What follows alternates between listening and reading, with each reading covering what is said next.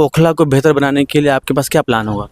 देखिए, यहाँ पर एक तो पीने की पानी की बहुत बड़ी समस्या है। सप्लाई का गंगा जल जो होता है उसको हम लोग उपलब्ध कराएंगे। बच्चों के लिए खेलने के लिए पार्क, युवाओं के लिए रोजगार। कोई नहीं है जो मेरे काम के लिए बोल सकता है कि नहीं, मनीष काम नहीं करता। ओखला में सबसे ज़्यादा अगर नुकसान किया है तो यहाँ के विधायक ने किया है। आज 1 लाख रुपए लेकर बिजली के मीटर के कनेक्शन दिए जा रहे हैं। आज जो है लोगों के घर तोड़वा दिए जाते हैं। तो आपके चैनल के माध्यम से मैं ये भी कहना चाहता हूँ, 8 तारीख के बाद 1 हफ्ते के अंदर BSES घर जाकर मीटर लगा के आएगी। जो पेंडिंग फाइल्स है उनको क्लियर कराया जाएगा। मकान तोड़ना आज की डेट में ओखला में चरम पे है। गफार मंजिल जसोला गांव, पूरा जसोला मेरे वार्ड में आज तक किसी का जो है एक ईंट किसी की जो है घर से नहीं ली। और अब लोग यहाँ बहकने वाले नहीं हैं कि जो है बीजेपी को डरा के वोट ले लोगे और फिर सबसे ज़्यादा नुकसान भी उन लोगों का कराओगे। 24 घंटे के अंदर चुनाव जीतने के बाद या तो वो 24 घंटे के अंदर ओखला छोड़ जाएंगे, नहीं तो 25 घंटे के अंदर अंदर वो जेल की सलाखों के पीछे होंगे। दिल्ली में सरकार बदलने वाली है, परिवर्तन है, बदलाव है। भारतीय जनता पार्टी की सरकार बनने वाली है। 50 सीटों से ऊपर भारतीय जनता पार्टी जीत के आने वाली है। आज हमारे साथ मनीष चौधरी जी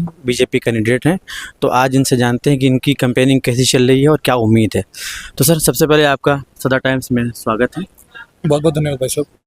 आप बताएं, कैंपेनिंग चल रही है, बहुत करीब आ गया है, कैसा कैंपेनिंग चल रही है, प्रचार चल रहा है और लगातार बैक टू बैक जो है बहुत सारे कार्यक्रम हैं और लोगों का बहुत अच्छा रिस्पांस मिल रहा है। यहाँ के सरकार को लेके, दिल्ली सरकार को लेके, यहाँ के विधायक को लेके लोगों में खासा नाराज़गी है, एंटी इनकम्बेंसी है, काम कुछ किए नहीं। तो मतलब अच्छा लग रहा है और पूरी जीतने की संभावना है। आप कह रहे हैं काम बिल्कुल नहीं किया है, कुछ किया ही नहीं जैसा आपने कहा, लेकिन मौजूदा सरकार जो है वो ये कहते हैं कि हमने सड़कें बनाई हैं, स्कूल बनाए हैं, हॉस्पिटल बनाए हैं, औरतों के लिए हमने जो है घर घर जो है गांव-गांव, मोहल्ले-मोहल्ले मोहल्ला क्लिनिक पहुंचाया है। देखिए, आप पूरी ओखला विधानसभा के घूम के आने की आपको ज़रूरत है। मेरा आपसे जो है आग्रह है कि आप जाएँ ओखला विधानसभा घूम के आएँ कि ओखला विधानसभा की क्या स्थिति है। आप जाएँ शाहीन बाग बटला हाउस, आप जाएँ जाकिर नगर, आप जाएँ ओखला विहार, आप जाएँ जो है गफ़ार मंजिल, आप जाके देखें कि क्या हालत है। आप जाएँ तैमूर मदनपुर खादर JJ कॉलोनी, आप जाएँ मदनपुर खादर गाँव, आप जाएँ आली विहार, आप जाएँ आली गाँव, जाके देखें वहाँ की क्या हालत है।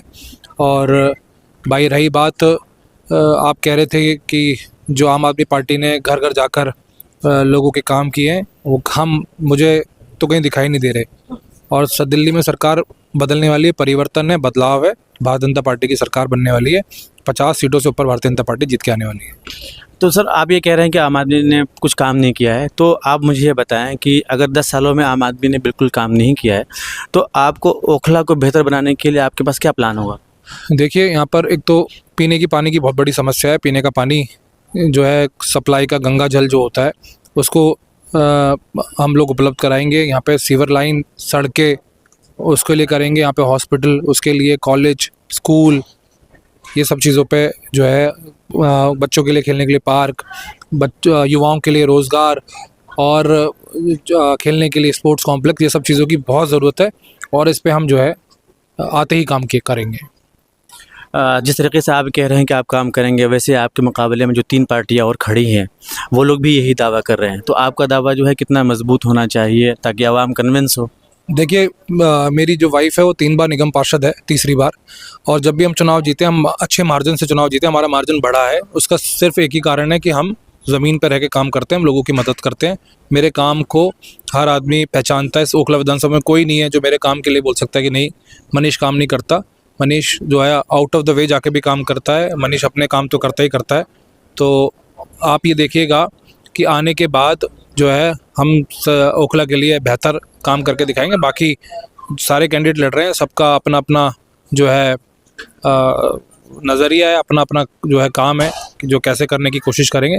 लेकिन लोगों ने मुझे बढ़ता हुआ है। इन 15 साल में, 14 साल में मैंने बहुत काम करे हैं।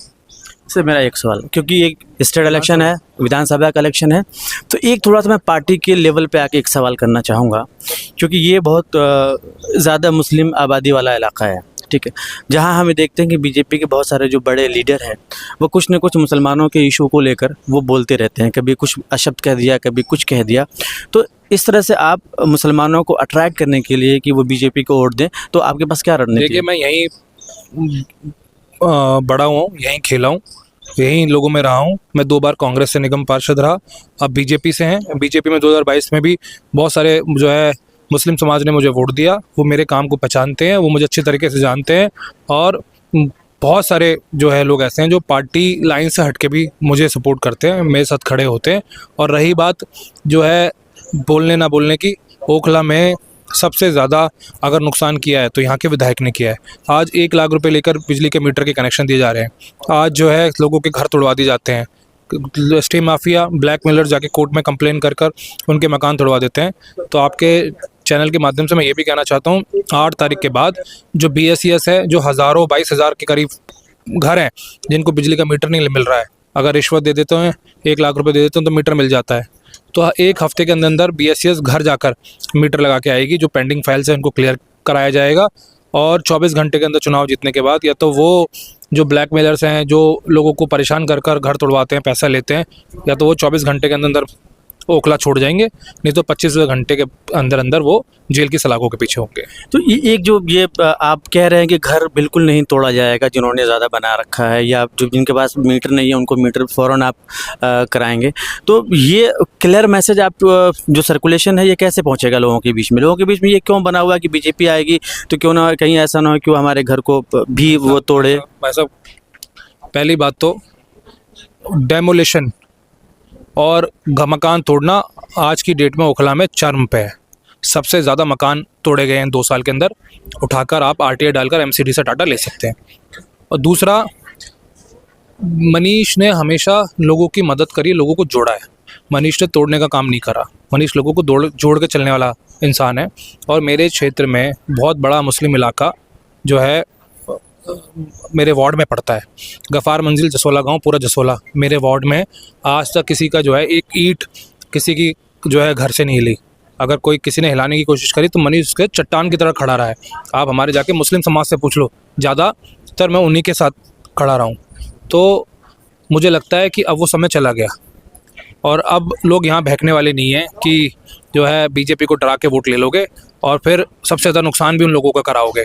तो अब यहाँ के विधायक जी से मैं कहना चाहता हूँ, अब वो जो है प्रोपोगेंडा, वो जो है झूठ, वो जो है डर, यहाँ पे नहीं डराइए। लोगों के साथ मैं खेला हूँ, मैं क्रिकेट खेला हूँ, मैं लोगों के साथ बैठा हूँ, मैंने उनके घर में खाना खाया है, मैं उनके साथ जो है खेल कर बड़ा हुआ हूँ।